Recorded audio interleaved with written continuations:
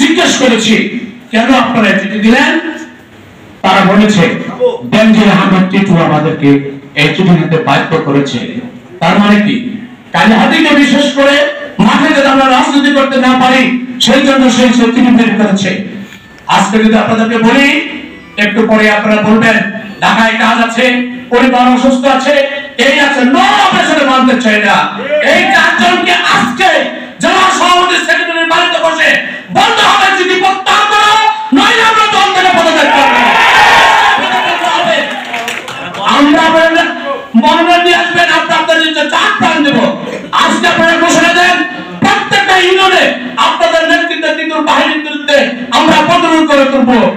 আপনারা টেলিফোনে যোগাযোগ রাখবেন, দুই একটা প্রোগ্রাম করবেন, করেই মনে করবেন দলের কাজ শেষ না। হাজারো মানুষ কষ্ট করে এখানে যারা আছে, এই এক সপ্তাহে বড় মানুষ আমাকে টেলিফোন করেছেন, কি হচ্ছে কি করা দরকার, আমরা তো সেই নির্দেশ দিতে পারি নাই।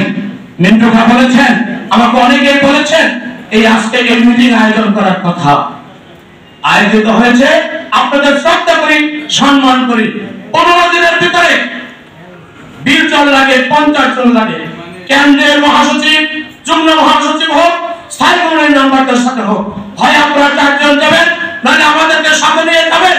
আমরা সেখানে কালিহাদির চিত্র তুলে ধরতে চাই, বলতে চাই টিটুর কোনো দল নেই, সেটা টিটুর দল, এটা কোনো বিএনপি নয়।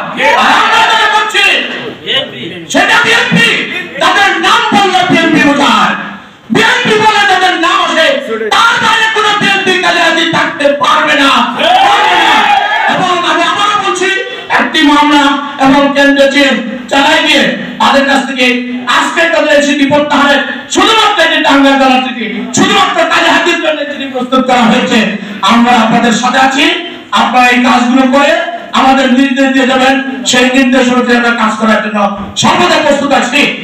তাদের জিয়া দেশে আর দেশে বাংলাদেশে কার দল করি, শহীদ প্রেসিডেন্ট জিয়া রহমানের দল করি, তার আদর্শের দল করি, নেতাকে নেতা খালেদা জিয়া, নেতাকে তারেক জিয়া, আর এই টিটু পিটু আর কারো ব্যক্তির নামে ধন্যবাদ সবাইকে। আসসালামু আলাইকুম।